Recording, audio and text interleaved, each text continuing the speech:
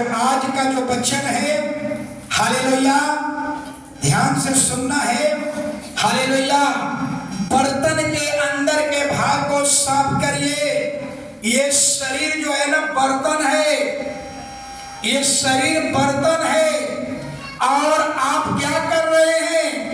आप रोज इसको स्नान करके बाहर से साफ हो रहा है, लेकिन ये बर्तन अंदर से जंग लगा हुआ है। समझ में रहा है? दूध लाने जाते हैं, वहां आपको अक्ल है, वहां आपको ज्ञान है। जब दूध लाने जाते हैं बर्तन में, तो उसका भीतरी भाग साफ करके ले जाते हैं कि बाहर वाला? कोई कह रहा है बाहर वाला है,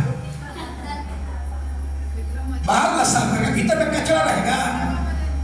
जब आप दूध लाने जाते हैं तो बर्तन के नीचे वाला बीच में अंदर के भाग को साफ करके जाते हैं। वही हमारा परमेश्वर कहता है, बाइबिल कहती है ये बर्तन है, ये बर्तन के अंदर के भाग को साफ करना है।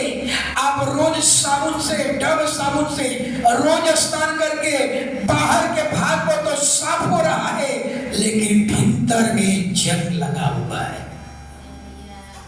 हालेलुया। और बाइबल में एक दृष्टांत बताऊंगा, हालेलुया, कि जब तक मनुष्य अपने अंदर के भाग को साफ नहीं करेगा, तब तक उसके बाहरी रोग खत्म नहीं होंगे। हालेलुया। इसलिए अपने जीवन में ये झांकिए, हर रोज ये अंदर के भाग साफ कैसे होगा? दुनिया में कोई साबुन नहीं है जो आपके अंदर के भाग को साफ कर दे। दुनिया में केवल एक ही चीज है, जो है यीशु का लहू। जिसने यीशु मसीह क्रूस पर बहाया, वही लहू इतना पवित्र है, इतना पवित्र है कि हर चीज पर जयवंत हो गया। बाइबिल पढ़ करके हम, प्रार्थना कर करके हम अंदर के, ये कई बार बताया हूं, ये दर्पण है, दर्पण, आईना। संसार में दो पर का एक और आईना है, ये वो आईना है, ये ऐनक है, ऐनक, ये वो आईना है जिसमें आप देखेंगे तो अंदर की गंदगी दिखाता है। एक संसार में जो आईना है वो आपके बाहर की गंदगी को दिखाता है। समझ रहा है? आप आईना के सामने खड़े हो जाइए, आपके मुंह पर, कान पर, नाक पर क्या गंदगी लगा हुआ है आईना बता देगा। लेकिन ये वो आईना है जो आपके अंदर के गंदगी को दिखा देता है। आप जानते हैं ना, आप जानते होंगे डॉक्टर एक गंदगी को निकालता है, हमारे शरीर को चीर करके, सर्जरी करके हमारे गंदगी को निकालता है। लेकिन वो गंदगी, डॉक्टर भी उस पाप की गंदगी को ऑपरेशन करके नहीं निकाल सकता है। एक एक्सरा मशीन होता है जो हमारे अंदर के गंदगी को क्या करता है, बताता है कि यहाँ गंदगी है। लेकिन बाइबिल कहती है वो एक्सरा मशीन भी वो पाप की गंदगी को नहीं दिखा सकती, और डॉक्टर भी वो पाप को ऑपरेशन करके, सर्जरी करके नहीं निकाल सकता। वो गंदगी है जो केवल यीशु के लहू ही उसको साफ करेगा, अन्यथा दुनिया में कोई साबुन नहीं है। सोचिए, ऐसा लहू हर रोज प्रभु अपने लहू में ढक करके हमें चर्च ले जाइए, लहू में ढक करके कहिए प्रभु हमको बाजार ले चलिए, और लहू में ढक करके हमें वापस लाइए। आप सोच रहे हैं दुनिया का सबसे ताकतवर, सबसे अगर सुरक्षित व्यक्ति वो है जो यीशु के लहू में ढके हुए हैं।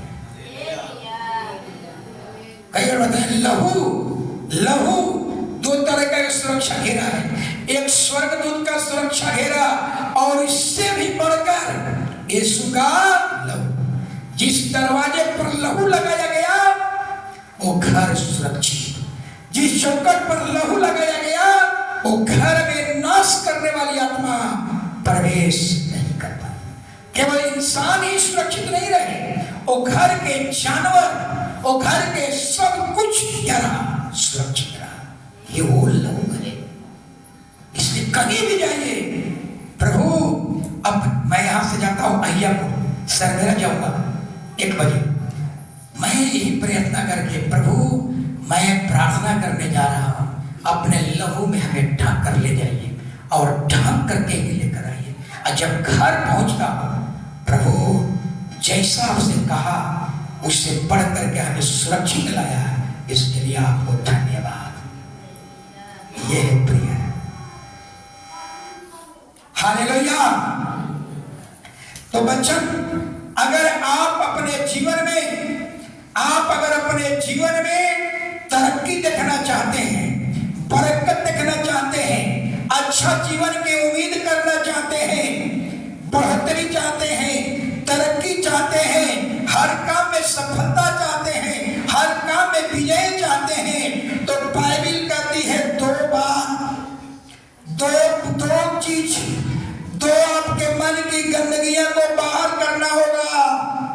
अगर आप चाहते हैं कि हमारा जीवन अच्छा से गुजरे, हर काम में सफलता, हर काम में विजय, हर काम में तरक्की, हर काम में बढ़ोतरी, हर काम में प्रमोशन हो, तो बाइबिल कहती है अपनी जिंदगी से 2 गंदगियां को निकालना होगा। पहला पतरस 3:10 सुन लीजिए। हर परिवार चाहता है कि अच्छा आप जीवन जिए, हर परिवार चाहता है कि अच्छा आप जीवन जिए, हर काम में सफल हो, तो बाइबिल साफ कह देती है अपने जीवन से 2 गंदगियां को साफ करना होगा। पहला पतरस, जल्दी पढ़ो, जल्दी।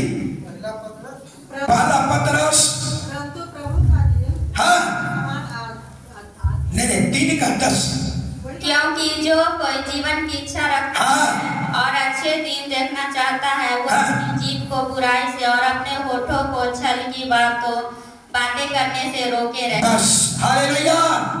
पवित्र शास्त्र क्या कह रही है? 2 गंदगी कहता है कि अगर आप चाहते हैं कि हर क्षेत्र में कामयाब, हर क्षेत्र में जीवन, हालेलुया, अच्छे दिन की उम्मीद करना चाहते हैं, तो बाइबिल कहती है 2 गंदगी अपने जीवन से निकाल दो।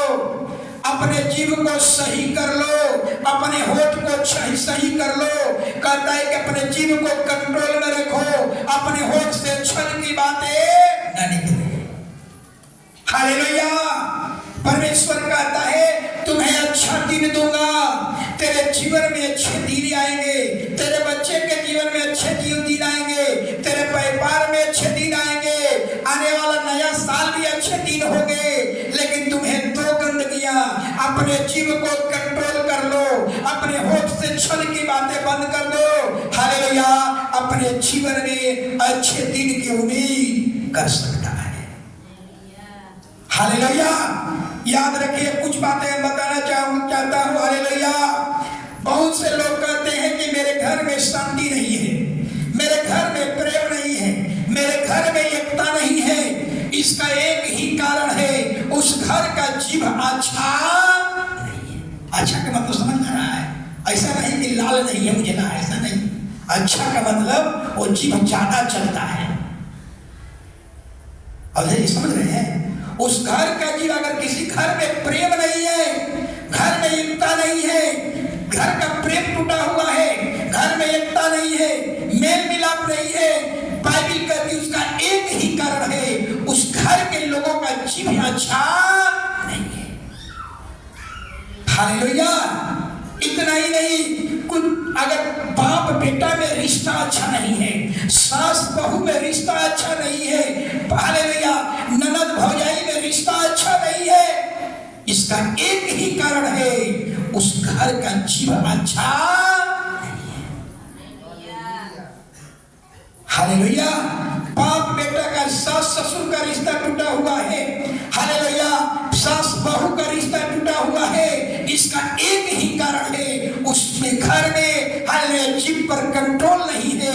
एक बात बोला जाता पत्नी को एक बात बोलो वो 10 बात बोलती है, पति को एक बात बोलो वो 10 बात बोलता है। कहा जाता है उस घर का जीव अच्छा नहीं है। याद रखिए, जिस घर के लोगों का जीव अच्छा नहीं है, हालेलुया, वो घर जितना बेटा है उतना चूल्हा हो जाएगा। समझ में रहा है मेरी बात? समझ में रहा है? हालेलुया।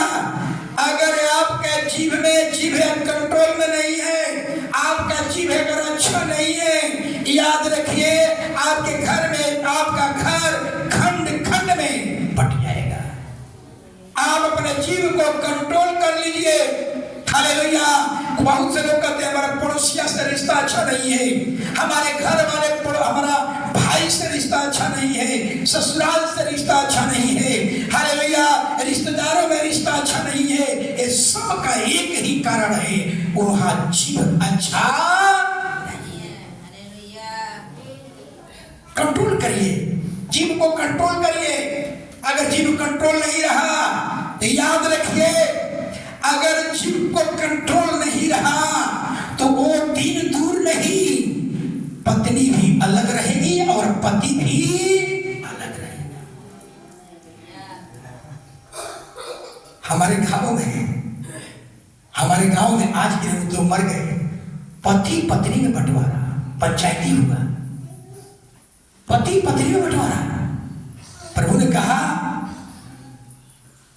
परमेश्वर ने जोड़ा है, जिसको परमेश्वर ने जोड़ा मनुष्य उसको अलग न करे। पंचायती करके पति और पत्नी में बंटवारा होगा। दूर नहीं है वो दिन।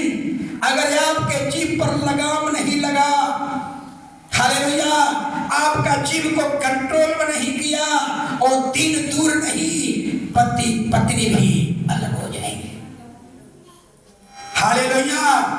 अगर आप चाहते हैं हर परिवार अगर अच्छे दिन देखना चाहता है, हालेलुया हालेलुया, तो सबसे पहला काम करना है, आज से जीव किसका ज्यादा तेज चलता है मालूम है ना?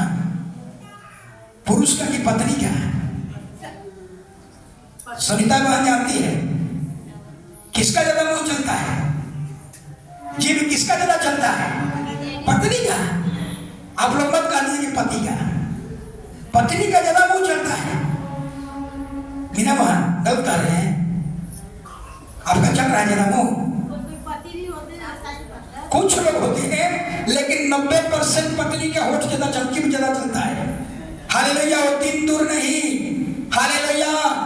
इसलिए बाइबल कहती है, हालेलुया, अगर आप चाहते हैं, हालेलुया, कि हम अच्छे दिन की उम्मीद करें, अच्छा जीवन देखना चाहते हैं, तो बाइबल कहती है अपने जीव को लगाम लगा ले, अपने जीव को कंट्रोल कर ले। कंट्रोल, अगर जीव को कंट्रोल नहीं किया, और दिन दूर नहीं कि पत्नी का चूल्हा अलग होगा, पति का चूल्हा अलग होगा।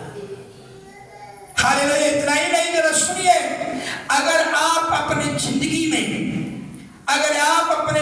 में बेइज्जती हुए हैं, या आपका अपमान हुआ है, हालेलुया, या किस कार्य में असफल हुए हैं, लोग आपको निंदा किया है, सहे है, निंदा हुआ, अपमान हुआ, बेइज्जती हुआ, इसका एक ही कारण है, आपका जीव अच्छा।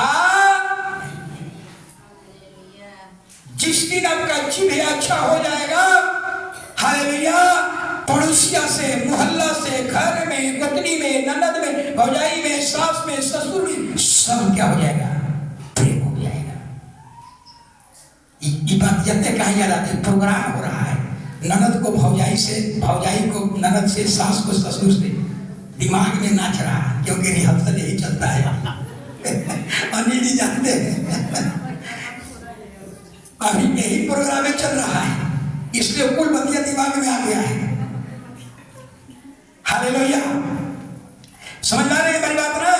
अगर आप चाहते हैं, हालेलुया, अगर अपने, हालेलुया, कोई व्यक्ति अगर झूठ बोलता है, याद रखिएगा उसका जीभ ज्यादा चलता है। हालेलुया। इतना ही नहीं, बाइबल में एक व्यक्ति है, सुनिएगा जरा ध्यान से, बाइबल में एक व्यक्ति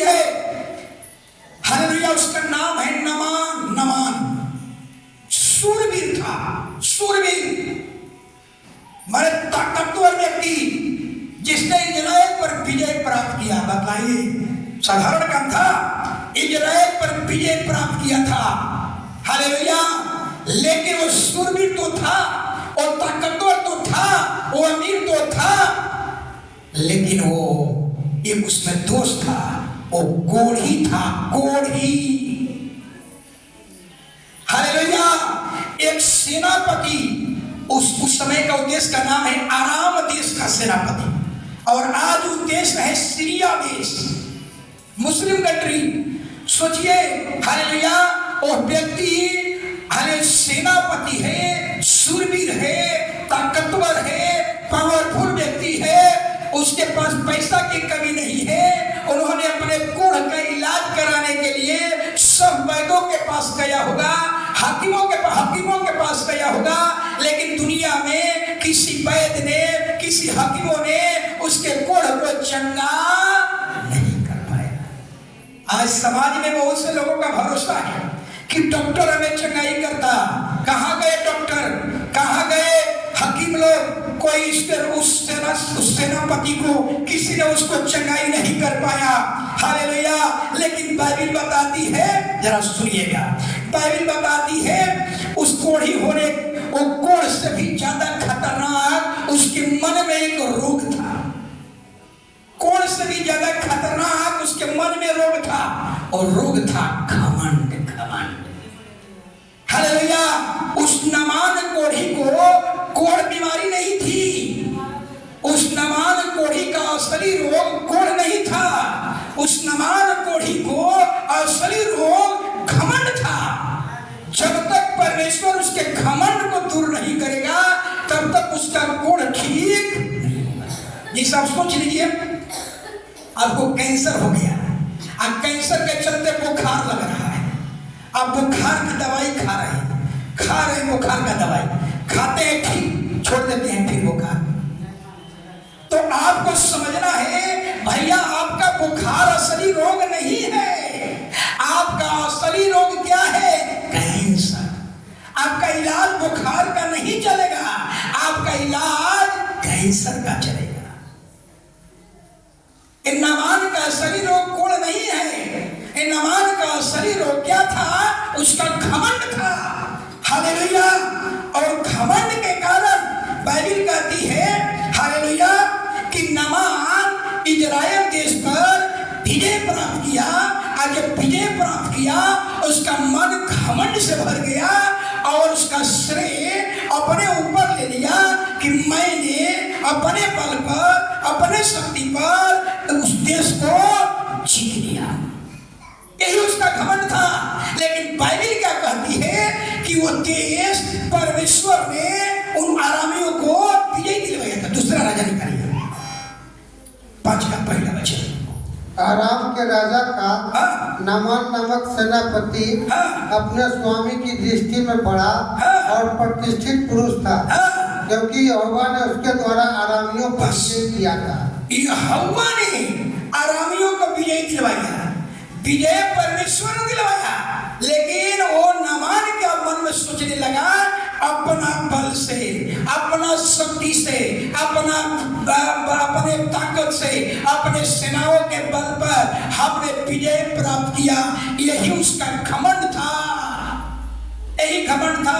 अगर आप अपने जीवन में, जरा ध्यान से सुनिए, अगर आप अपने जीवन में, हालेलुया, बिजनेस में, पढ़ाई में, या अपने व्यवसाय में, अपने धंधा में, अगर आपने मुकाम प्राप्त किया है, आपने अच्छी सफलता प्राप्त किया है, आप जयवंत प्राप्त हुए हैं, तो उसका श्रेय कभी भी अपना बल, अपने शक्ति, अपना बुद्धि को मत दीजिएगा। हालेलुया। अब सारा श्रेय किसको देना है? परमेश्वर को। नामान यही गलती कर चुका, युद्ध देश को परमेश्वर ने दिया, हालेलुया, लेकिन नामान ने श्रेय किसका ले लिया? अपने बल पर, अपने शक्ति पर उस देश पर विजय प्राप्त कर लिया हूँ। यही जब आप अगर कोई चीज का सफल हुए, काम में तरक्की हुआ, बरकत हुआ, अगर उसका श्रेय अपने ऊपर लेंगे, आपके मन में घमंड पैदा होगा, और इसका परिणाम क्या होगा? आपके शरीर में कहीं न कहीं एक रोग प्रकट हो जाएगा। यही गलती किया था नामान। हालेलुया। परमेश्वर ने जितवाया, लेकिन उसका श्रेय कौन ले लिया? अपने ऊपर ले लिया। हालेलुया। एक उदाहरण से समझा रहा हूं। एक बुजुर्ग व्यक्ति है, एक बुजुर्ग व्यक्ति, हालेलुया, एक बुजुर्ग व्यक्ति सांस लेने में उसको दिक्कत हो गया। वो हॉस्पिटल में गया, भर्ती हुआ, डॉक्टर ने इलाज किया, ठीक हो गया। 12 दिन उसको हॉस्पिटल में रखा और 12 दिन के बदले में उन्हें 12,000 का बिल थमा दिया। कितना का बिल थमा दिया? 12,000 का। और डॉक्टर के सामने वो परमेश्वर को धन्यवाद करने लगा और डॉक्टर गुस्सा हो गया। डॉक्टर ने कहा रोगी से कि इलाज मैंने किया, दवाई मैंने लिखा, हॉस्पिटल में मेरा इलाज हुआ, इसको ठीक मैंने किया, और धन्यवाद किसको दे रहे हो? परमेश्वर को। धन्यवाद के योग तो मैं हूं। तब उस बुजुर्ग ने कहा कि डॉक्टर साहब, आप जरा सोचिए, आपने 12 दिन इस शरीर को ठीक रखा, 12 दिन का 12,000 रुपया ले लिया, लेकिन उस परमेश्वर ने बिना फीस के 80 साल तक हमको ठीक रखा। समझ रहा है? आप बताइए कि मेहरबानी ज्यादा आपने किया क्या उस परमेश्वर ने किया? डॉक्टर की बोली बंद हो गई। सोचिए, इसलिए कहा जाता है आप अपने बारे में सोचिए। अगर एक अच्छा जीवन जी रहे हैं, आपका किडनी, एक शरीर में 3 अंग होता है, 3 अंग विशेष है, किडनी, लीवर, हार्ट, 3 चीज। अगर आपका ये तीनों अंग अच्छा काम कर रहा है, सवेरे में उठिए और खुदा को कहिए, प्रभु हालेलुया, मेरा किडनी अब तक अच्छा से काम कर रहा है, इसके लिए आपको धन्यवाद। मेरा लीवर अच्छा से काम कर रहा है, अब तक प्रभु धन्यवाद। मेरा हाथ अच्छा से काम कर रहा है, प्रभु आपको धन्यवाद। हालेलुया। सरल जिस दिन अगर अपने सफलता, कामयाब का श्रेय अगर अपने ऊपर लेना शुरू करेंगे, आपके अंदर घमंड पैदा होगा और वही घमंड नमान में आया और नमान क्या हो गया? कोढ़ी बन गया। हालेलुया।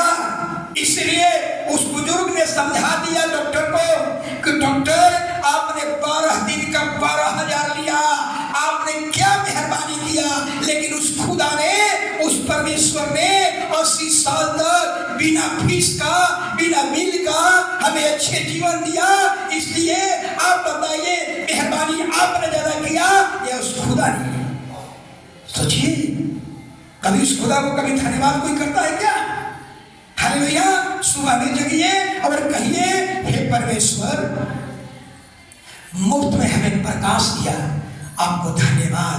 मुफ्त में हमें पानी दिया, आपको धन्यवाद। मुफ्त में हमें ऑक्सीजन दिया, आपको धन्यवाद। हालेलुया। क्या आप करते हैं? मैं करता हूं, आज से नहीं, जब से मैंने प्रभु को ग्रहण किया, जब से प्रभु ग्रहण किया, मेरी आदत है उठ कर आएंगे सीढ़ी पर बाहर और पहला कहेंगे, हे आकाश, हे पृथ्वी, हे जल, इस सारी सृष्टि के लिए आपको धन्यवाद। और अपने बारे में प्रभु अब तक हमें शरीर को, अलग अलग अंग को आपने सेफ्टी करके रखा, इसके लिए आपको धन्यवाद। आप जरा सोचिए, आप चाय के दुकान पर जाते हैं और 10 रुपया दे करके चाय पीते हैं, उसको थैंक्स बोलते हैं, और जो आपको फ्री में सब कुछ दे रहा है उसको एक बार भी थैंक्स नहीं बोलते। कभी बोले हैं? जो आप 10 रुपया देते हैं, उसको अगर एक कप कोई चाय पिलाता है, उसको धन्यवाद बोलते हैं, उनको थैंक्स बोल देते हैं। जो आपको 80 साल तक आपको मुफ्त में ऑक्सीजन दिया, हवा दिया, पानी दिया, प्रकाश दिया, क्या आप एक बार भी धन्यवाद के युग नहीं है? हर परिवार, हर विश्वासी भाई बहनों से कहूंगा, सुबह में जगिए, हाथ उठाकर कहिए, प्रभु ये मेरा इतना 53-54 साल मेरा उम्र हो गया, प्रभु अब तक इस शरीर को तूने कितना सुरक्षित रखा, गुड हेल्थ दिया प्रभु, इन सारे भलाई के लिए आपको धन्यवाद। ये जीवन। हालेलुया। जहां पैसा देते हैं वहां थैंक्स बोलते हैं, और जो मुफ्त में मिलता है कोई थैंक्स नहीं, कोई धन्यवाद नहीं। पत्नी चाय सुबह में लाती है, उसको थैंक्स बोल देते हैं, और जो सब कुछ फ्री में, उसमें चाय में पैसा लगा है, दूध लगा है, गैस लगा है, तब उतना खर्च करने के बाद थैंक्स। और जो मुफ्त में दे रहा है, आप सोच रहे हैं कितना धन्यवाद के योग्य होगा वो। हर परिवार सुबह में शुरू करे हालेलुया हालेलुया। कोई नहीं बोल रहा है। आगे हम लोग चले गए हालेलुया।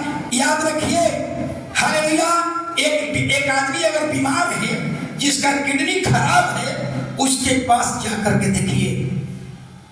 जिसका किडनी डायलिसिस पर चल रही है, सोचिए, और आप इतना अच्छा जीवन जी रहे हैं। जिसका किडनी खराब हो चुका है, उसके पास जाइए।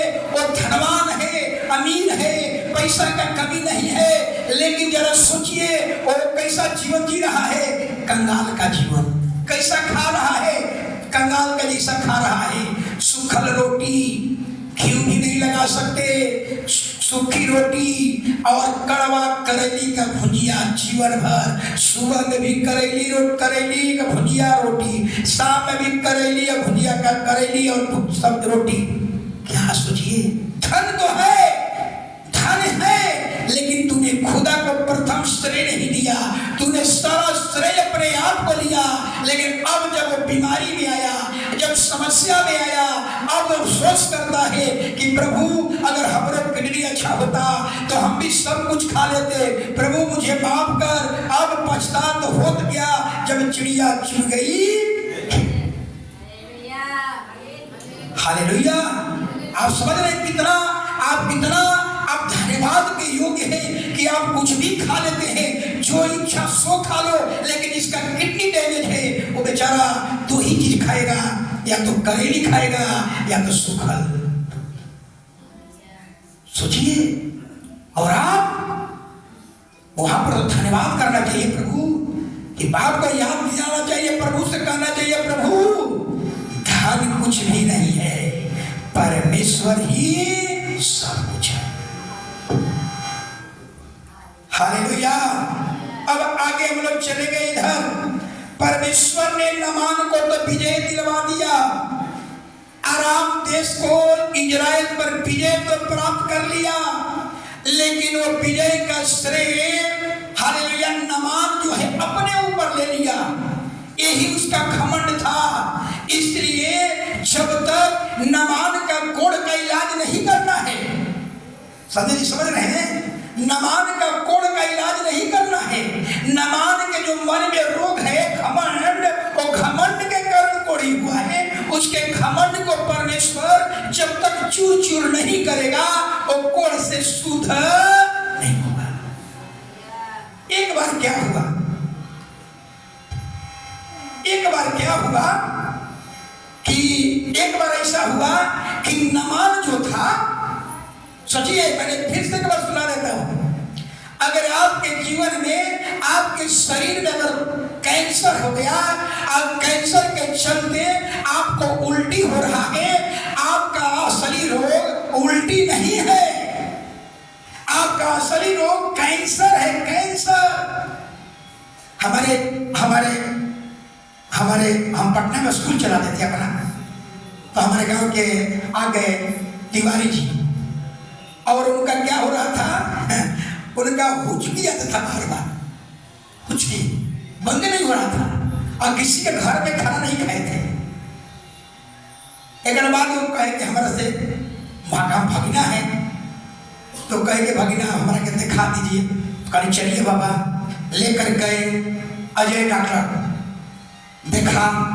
3 दिन के बाद बुलाया, 3 दिन के बाद गए, तो कहे कि बाबा अपना परिवार को बुलाइए। डॉक्टर साहब बोले, तो बुलाइए बबुआ जी आ जाइए। हम गए, बोले कि बाबा का बड़ी बुरी समाचार है। हमें क्या हो गया? अब तो बाबा मात्र 3 महीने के ही मेहमान है, इनका जितना बाल बच्चे हैं ना, सबको मुलाकात करा दिए। 3 महीने से ज्यादा नहीं चलेंगे। काम करें, जो दवाई देंगे उससे पढ़ नहीं सकता है, तो 1 महीना, क्योंकि 4था स्टेज में कैंसर चल गया। हालेलुया। तो हमने कहा हुचकी, अब इनका इलाज हुचकी नहीं, बीमारी हुचकी नहीं है, हिचकी बीमारी नहीं है, इनका बीमारी कैंसर है। ऐसा ही नामान जब इजराइल देश पर विजय प्राप्त कर लिया तो उसका श्रेय अपने ऊपर ले लिया। परिणाम क्या हुआ? उसको घमंड आ गया और घमंड के कारण हालेलुया परमेश्वर उसको जब तक घमंड चूर नहीं करेगा तब तक उसका कोढ़ ठीक नहीं होगा। और शूरवीर तो था लेकिन कोढ़ी था। परमेश्वर कहता है ये इसका इलाज, इस नामान कोढ़ी का इलाज, इसके कोढ़ का इलाज कोढ़ नहीं है, उसके मन का घमंड है। जब तक उसके घमंड को तोड़ नहीं तोड़ूंगा तब तक इसका कोढ़ ठीक नहीं होगा। हालेलुया। अब जब नामान हालेलुया विजय प्राप्त करके आया, युद्ध वस्त्र पहने हुए था और युद्ध वस्त्र को उतारा और उतार करके और अपने हाथ को जब देखा तो कांपने लगा, भयभीत हो गया। जो शत्रु को हरा देता था, जो शूरवीर, जो ताकतवर नामान शत्रुओं को हरा देता था, अपने घर में अपने हाथ को देखकर कांपने लगा, भयभीत हो गया। क्यों भयभीत हो गया? क्योंकि उसका हाथ में कोढ़ फूट गया था। क्यों कोढ़ आया? कोढ़ी क्यों हो गया? घमंड के कारण। इसीलिए मैंने कहा बर्तन के अंदर के भाग को साफ कीजिए। रोज साफ करते हैं बाहरी भाग, रोज साबुन शैम्पू टब रोज स्नान करते हैं, लेकिन मन के अंदर के भाग को साफ नहीं करते। हालेलुया। अभी यहाँ पर नामान को अपने मन को साफ करना होगा। उसके कोढ़ का इलाज नहीं करना है, उसके मन का इलाज करना है। उसके मन में एक रोग लगा हुआ है और रोग क्या था? घमंड। हालेलुया। आगे जरा ध्यान सुनिएगा। हालेलुया। इसीलिए हालेलुया बाइबिल कहती है, हालेलुया बाइबिल कहती है जब भी आप किसी काम में सफल हो गए, आपका बाल बच्चे कामयाबी की तरफ बढ़ रहे हैं, आपके अच्छे दिन आ रहे हैं, हर काम में कामयाब हो रहे हैं, याद रखिए इसका श्रेय अपने को नहीं लेना है, इसका श्रेय परमेश्वर को देना है। हालेलुया। अब क्या हुआ? और नामान जो कोढ़ी था, इजराइल देश पर जब आक्रमण किया था, हालेलुया परमेश्वर ने विजय दिलवाया, लेकिन श्रेय अपने ऊपर ले लिया। इजराइल देश से एक लड़की को लेकर आया था, गुलामी बनाकर एक गुलाम लड़की को लाया था और अपने घर में तो खाना पाना दाना खाना दाना बनवाता था। हालेलुया। लेकिन जब छोटी लड़की ने जब नामान तो उसका स्वामी ने कहेंगे, अपने स्वामी को देखा और जोर से चिल्ला उठी, अगर ये स्वामी सोमरेन देश में अगर एलीशा भविष्यवक्ता के साथ होता तो इसका कोढ़ चंगा हो जाता। जब नामान ने सुना कि एलीशा नाम का भविष्यवक्ता है, हमें ठीक कर सकता है, अब जरा सोच लीजिए। हालेलुया। नामान को ही था, वो सेनापति था, सीरिया देश का सेनापति था, आराम देश का सेनापति था, लेकिन कोढ़ी था। वो सब जगह इलाज करवाया, हर एक वैद्यों से हकीमों से इलाज कराया, लेकिन कहीं उसका इलाज ठीक नहीं हुआ। क्यों नहीं हुआ? क्योंकि उसका असली रोग कोढ़ नहीं था, उसका असली रोग मन में लगा था। और मन में क्या था? घमंड। हालेलुया। अब वो क्या किया? सुनिए जरा, इसलिए बार बार आपको चेताऊंगा, बार बार अपने शरीर को जांचिए। आपके शरीर में दो ही प्रकार का दंड आएगा, या तो आपके पाप का दंड या दूसरा आप परखे जाने का दंड। जैसे अय्यूब के जीवन में हुआ, अय्यूब के जीवन में जो फोड़ा हुआ था, उसका फोड़ा वो रोग नहीं था, वो पाप का दंड नहीं था। अय्यूब के जीवन में पूरा शरीर में फोड़ा हुआ था। वो फोड़ा क्यों हुआ था? उसके परखे जाने का दंड था। हिजकिय्याह के जीवन में भी दंड मिला। क्यों मिला? घमंड के कारण। हालेलुया। अपने जीवन में देखिए, अपने जीवन में झांकिए, अपने जीवन को जांचिए, हमारे मन में कोई ऐसा रोग तो नहीं है? हालेलुया। पाप के कारण है या परखे जाने वाले हैं? हालेलुया। संभल जाइए। लेकिन अब क्या हुआ? अब नामान जो सेनापति था अपने चिट्ठी लिखवाया और चिट्ठी इजराइल के राजा के नाम पर चिट्ठी लिखवाया और सोना चांदी लता कपड़ा जूता सब अपने रथ पर लोडिंग किया, अपने सेवक के साथ नामान चल दिया। कहां चल दिया? इजराइल देश। इजराइल देश के पास गया और जब इजराइल देश के पास गया, जरा ध्यान से सुनिएगा, हालेलुया। और एलीशा के और चिट्ठी में क्या लिखा हुआ था? और चिट्ठी में लिखा था इजराइल अराम देश का राजा, क्या लिखा था?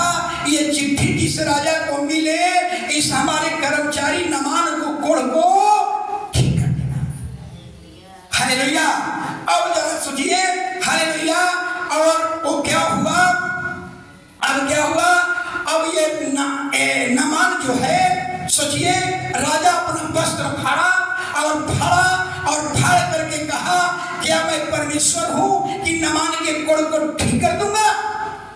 एलीशा को पता चला, एलीशा ने कहा उस नामान को मेरे पास भेज दे। हालेलुया। कपड़ा क्यों फाड़ा है? मेरे पास भेज। आज वो जान लेगा इजराइल में एक ही भविष्यवक्ता है। हालेलुया। अब जरा सुनिए, अब नामान अपने रथ पर बैठ करके, अपने सेवकों के साथ बैठ करके एलीशा के दरवाजे पर पहुंच गया। हालेलुया। एलीशा के दरवाजे पर पहुंच गया, लेकिन रथ से नीचे नहीं उतरा। क्यों नहीं उतरा? क्योंकि उसका पद था सेनापति। ये सेनापति का पद उसको रोक रहा था, नीचे उतरने से रोक रहा था। अब एलीशा तो नबी है, एलीशा समझ गया, इसके घमंड के बारे में समझ गया। एक सवाल आपसे पूछता हूं, सवाल ये है, एलीशा जरा समझिए, नामान एलीशा के पास गया था, चंगाई के लेकर गया था कि अपना औकात दिखाने गया था?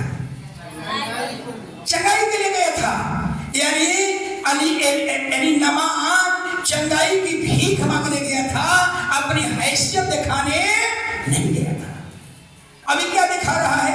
रथ पर से नहीं उतर रहा है, रथ पर बैठा हुआ है। सोचिए, एलीशा समझ गया कि अपनी औकात दिखा रहा है, अपनी हैसियत दिखा रहा है। औकात, अपनी हैसियत, अपने पद के कारण वो रथ से नीचे नहीं उतर रहा है। एलीशा समझ गया, भविष्यवक्ता है। एलीशा ने कह दिया, अपने सेवक से कहना भेजवाया, जाकर कह दे यरदन में 7 डुबकी मार दे और तेरा कोढ़ ठीक हो जाएगा। इसलिए कहा जाता है, अगर कलीसिया में आप आए और बड़े अधिकारी हैं, बड़े पद पर विराजमान हैं और आप कहेंगे हम तो नीचे नहीं बैठूंगा, यही तो है घमंड है, यही घमंड है। हालेलुया। यही घमंड के कारण नामान कोढ़ी बना हुआ है। घमंड दिखने लगा, भविष्यवक्ता के द्वार पर गया, अपनी हैसियत दिखाने लगा। ये भूल गया कि चिट्ठी लिखवा करके भीख मांगने गया था, चंगाई का भीख मांगने गया था। और अब एलीशा के घर पहुंचा, अपने औकात दिखाने लगा, अपना हैसियत दिखाने लगा, रथ से नहीं उतर पाया। हालेलुया। अगर कोई यहाँ आए, पास्टर को खबर करो, मेरे पास गाड़ी में आए, मेरे गाड़ी में मेरे मुझे प्रार्थना करे, यही है घमंड। ऐसे लोगों को प्रार्थना भी किया जाए तो काम, दुआएं काम नहीं करेगा। हालेलुया। अब क्या हुआ जरा समझिए, इसलिए बार बार आप लोगों को हम चेता रहा हूं, बार बार। हालेलुया। अब एलीशा को कहा कि जा, एलीशा ने कहा, नामान कोढ़ी से कहना भेजवाया, जाकर यरदन में 7 बार डुबकी मार, चंगा हो जाएगा। अब नामान गुस्सा हो गया, नामान क्रोधित हो गया, कहता कि हम इतना दूर देश से आए हैं, हमारे कोढ़ पर हाथ रखेगा और दुआ करेगा, हम चंगे हो जाएंगे। आपसे एक सवाल पूछ रहा हूं, क्या सभी लोग, महिलाएं पुरुष सभी लोग, आपके शरीर में आंख में रोग है, तो क्या आंख पर हाथ रखकर प्रार्थना किया जाना सही है? बोलिए यार, सभी लोग बोले। अगर आपके पेट में रोग है तो पेट में हाथ झुकाकर प्रार्थना करेंगे, आपके छाती में रोग है तो छाती पर हाथ रखकर प्रार्थना करेंगे। आप समझिए ना, ये कहां से निकला? ये नामान से निकला। नामान यही कह रहा है, हम तो सोच इतने दूर से आए हैं, एलिशा आएगा। एक वचन पढ़िए 5:11। ये कभी मत कहिए मेरा जहां रोग है वहां पर हाथ रखिए, नियत सही नहीं है। परंतु नामान क्रोधित हो कहता हुआ चला गया। मैंने तो सोचा था कि अवश्य वह मेरे पास बाहर आएगा और खड़ा होकर अपने परमेश्वर यहोवा से प्रार्थना करके कोढ़ के स्थान पर अपना हाथ फेर कर कोढ़ दूर करेगा। बस ये मार्किंग करने दिए। ऐसी कभी भी पास्टर से मत कहिए पास्टर मेरे पाँव में रोग है, मेरे पाँव पर हाथ रखकर दुआ करे। आपकी नियत ठीक नहीं है। कुछ विश्वासी कहते हैं पास्टर मेरा बेटा का पैर में रोग है, पैर पर हाथ रखकर प्रार्थना कीजिए। ये टीची निकला कहाँ से? ये नमान से निकला, ये सीरिया देश से निकला। और कोई विश्वासी कहे कि उसका ये जहां रोग है वहीं पर हाथ रखकर दुआ करिए, उसकी नियत सही नहीं है। अगर पादरी कहे कि जहां तेरा रोग है हम वहीं हाथ रखकर दुआ करेंगे, वो पादरी का नियत सही नहीं। समझ लगे सब लोगों को? कभी मत कहिए कुछ घर में मैं गया हूँ, कुछ घर में मैं गया हूँ पादरी इसका पैर में क्या है, फूलने वाला रोग है, इसके पाँव पर हाथ रखकर दुआ करे। ये टीचिंग सिखा रहा है, ये टीचिंग सिखा रहा है। हालेलुया। कहाँ से निकला? ये शुरुआत कहाँ से हुई? परिचालन कहाँ से हुआ? नमान से शुरू हुआ। नमान कहता है मैं तो सोचा कि एलिशा आएगा, कोढ़ के स्थान पर, कोढ़ वाला जगह पर हाथ रखेगा, दुआ करेगा, हम चंगे हो जाएंगे। ऐसी टीचिंग हालेलुया इनकार करना चाहिए। ऐसी टीचिंग को स्वीकार करना नहीं है, अपने जीवन से दूर रखिए। ऐसे अगर कोई पादरी कहता है कि जहां तेरा रोग है हम वहीं पर हाथ रखकर दुआ करेंगे, वो पादरी सही नहीं है, उसके नियत में खोट है। अगर कोई विश्वासी कहता है पादरी जहां मेरा रोग है वहीं हाथ रखकर दुआ करिए, वो विश्वासी का नियत सही नहीं। समझ में आ रहा हमारी बात? हालेलुया। ये बाइबल का टीचिंग नहीं है। हालेलुया। अब एक नमान क्या किया? नमान गुस्सा में आ गया। हम तो सोचे थे हमारे पास आएगा, कोढ़ के स्थान पर हाथ रखेगा, दुआ करेगा, हम चंगे हो जाएंगे। अरे जब नदी में नहा लेने से हमारा कोढ़ ठीक हो जाएगा तो इससे अच्छा लगी हमारे आराम देश में था, हम अपने ही देश में क्यों न नहा लूंगा? ये गुस्सा। हालेलुया। जानते क्या हुआ? तब उसका सेवक था, सेवक ने उसको समझाया अपना गुस्सा ठंडा कर, अपना क्रोध को ठंडा कर, अपने घमंड को दूर कर, अपने को दीन बनाओ। दीन ये नबी है, इसके सामने घमंड मत कर, अपने आप को दीन बनाओ और जाकर यरदन में डुबकी मार। परमेश्वर तुम्हें एक नया चमड़ा दे देगा। और अपने आप को दीन बनाया और जा करके 7 बार डुबकी मारा। 7वां बार में क्या देखता है कि हमारा शरीर का कोढ़ जो चमड़ा था एक बच्चे के चमड़े के समान हो गया। यानी जो ही अपने आप को दीन किया, घमंड के उल्टा होता है दीन। अपने को दीन किया, घमंड को दूर किया। हालेलुया। परमेश्वर ने उसे एक नया शरीर दे दिया। हालेलुया। अगर आपके जीवन में कोई बीमारी आ गई है, अपने को जांच लीजिए, कहीं मन में क्या कोई ऐसी रोग तो नहीं है, कोई घमंड तो नहीं है। घमंड कई तरीका से आता है। कुछ घमंड जाति पर आता है, कुछ घमंड धन ज्यादा बढ़ेगा, घमंड बढ़ेगा। हालेलुया। पद का भी घमंड होता है, अच्छे पद पर है घमंड पैदा होगा। हालेलुया। अच्छे खानदान में जन्म लिए हैं वो भी एक घमंड होगा। इसलिए बाइबल कहती है अपने को जांच लीजिए, आपका रोग नहीं है, उससे ज्यादा खतरनाक आपके मन में है। और मन से क्या करना है? घमंड को दूर करना है। हालेलुया। हालेलुया। क्या हमारी बात समझ में आ रही है? हालेलुया। एक और बात, नमान एलिशा के घर गया लेकिन रथ पर से नहीं उतरा। क्यों नहीं उतरा? घमंड। सेनापति सेनापति हूं, मैं सेनापति हूं। हालेलुया। ये पद उससे रोक नहीं पाए। घमंड कभी भी हमें नहीं करना चाहिए। हालेलुया। घमंड कभी भी हमें नहीं करना है। घमंड आपके जीवन को गलत रास्ते में लेकर चले जाता है। हालेलुया। घमंड आपके शरीर में बीमारी ला सकता है। ये भी घमंड है। कलिसिया में 2 परिवार अब तक मैंने उसको याद करके रखा। एक परिवार ने कहा कि पास्टर, मैं पटना से आ रहा हूं, आज घर में मेरी प्रार्थना है। मैंने कहा कि मैं मोकामा में नहीं हूं, मैं बाहर हूं, तो आपको हर हालत में हमारे यहाँ आना पड़ेगा। वो भी ऊंची आवाज में बात कर रहा था। यह है घमंड। घमंड। एक परिवार ने कहा कि पास्टर, आपको फोन करता हूं, फोन क्यों नहीं उठाते हैं आप?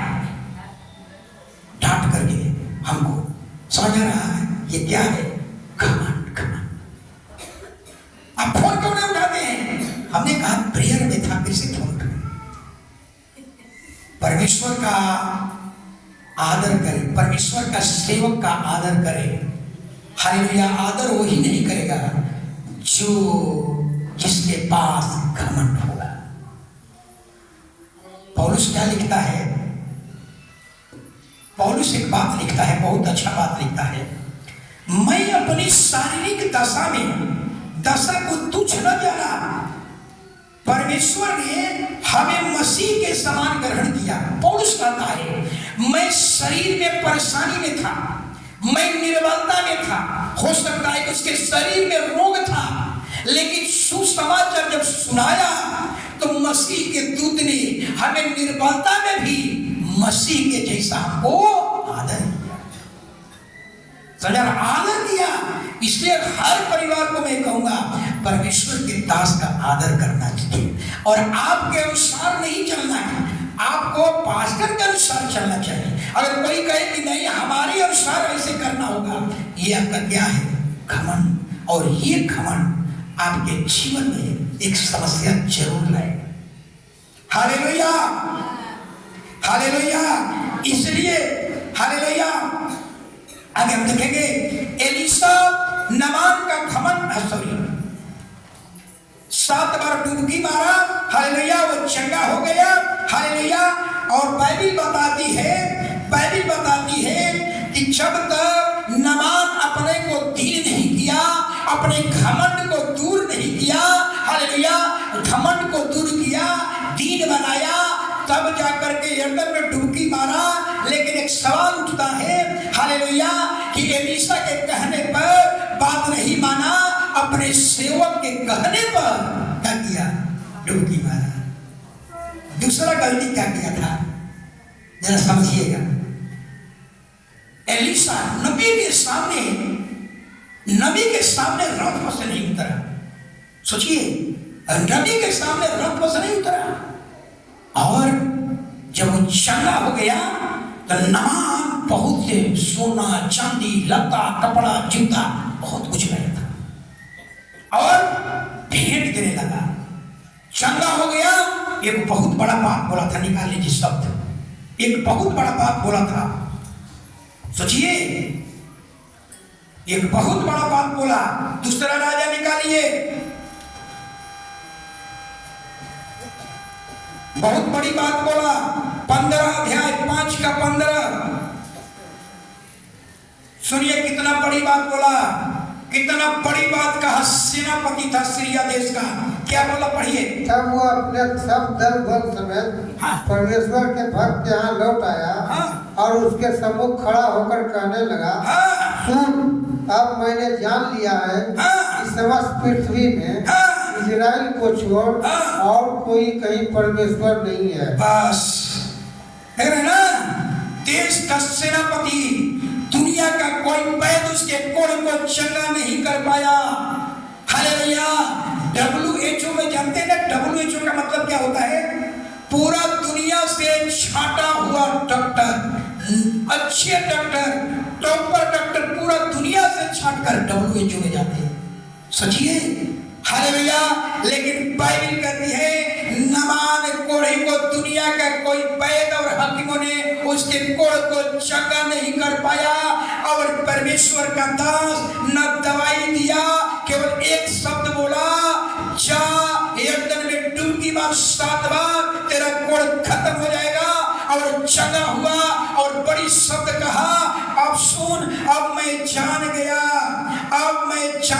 है कि समस्त पृथ्वी में इजराइल को छोड़ और कहीं परमेश्वर नहीं है, इसलिए अब अपने दास का भेंट ग्रहण कर। चंगाई के बदले में उसको भेंट दे रहा है, लेकिन एलीशा कहता है कि अपना भेंट अपने पास रख। हालेलुया। और गेहजी उसका नमान का सेवक कौन था? गेहजी लालची था, गेहजी लोभी था, और मन में सोचने लगा ये मुफ्त में हमारा स्वामी को इतना चीज दे रहा है, आइए कुछ ले नहीं रहा है। अब मन में सोचने लगा कि जल्दी एलीशा यहां से जाएगा, लेकिन मैं छोड़ने वाला नहीं, मैं जरूर से लूंगा। और जानते हैं क्या हुआ? हालेलुया। एलीशा चला गया, नमान अपना रथ पर बैठा, चल दिया, बहुत दूर निकल गया। एक और गेहजी जो था दौड़ करके दौड़ने लगा, और जब दौड़ने लगा तो नमान देखा कि मेरे पीछे कोई दौड़ रहा है। तो अब जरा सुनिए, गेहजी क्या था? सेवक था, दास था, इसका एलीशा का। और जब गेहजी दौड़ने लगा तो गेहजी के सामने नमान अपने आप को दिन कर दिया, रथ से उतर गया, सेवक के सामने अपने आप को छोटा बना लिया, सेवक के सामने रथ से उतर गया, और एलीशा के सामने हैसियत दिखा रहा था। समझ आ रहा है ना? यानी एलीशा के सामने औकात दिखा रहा था, सेवक के सामने अपने आप को रथ से उतार लिया और पूछा क्या कुछ बात है? तो हमको ये कुछ लोग आए हुए हैं, हमको ये चीज दे दे, और उसको बहुत कुछ दे दिया।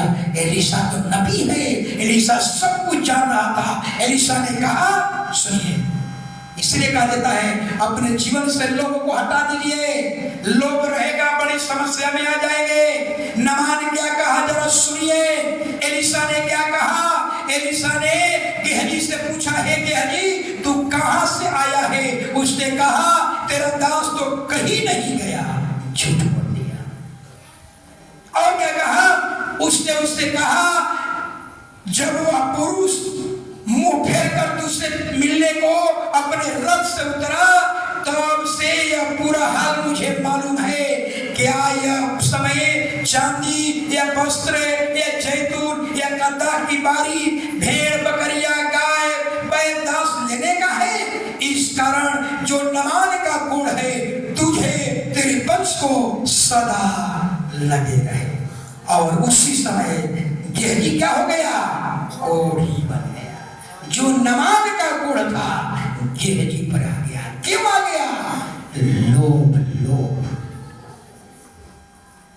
अब उस गेहजी का इलाज, कोढ़ का इलाज नहीं करवाना है, फिर से समझा रहा हूं। गेहजी का इलाज कोढ़ का नहीं करवाना है, गेहजी का इलाज कौन करवाना है? लोभ को दूर करना है। जब अपने जीवन से लोभ को दूर करेगा, उसका कोढ़ अपने आप ठीक हो जाएगा। अपने जीवन में झांकिए, क्या हम लोभ करते हैं? लोभ के कारण कुछ लोग परमेश्वर का दशमांश को क्या करते हैं? चोरी कर लेते हैं। और यही लोग आपके जीवन में समस्या लाता है और कहते हैं कि पास्टर मेरी समस्या ये है, बाइबिल कहती है बर्तन के अंदर वाले भाग को साफ करो।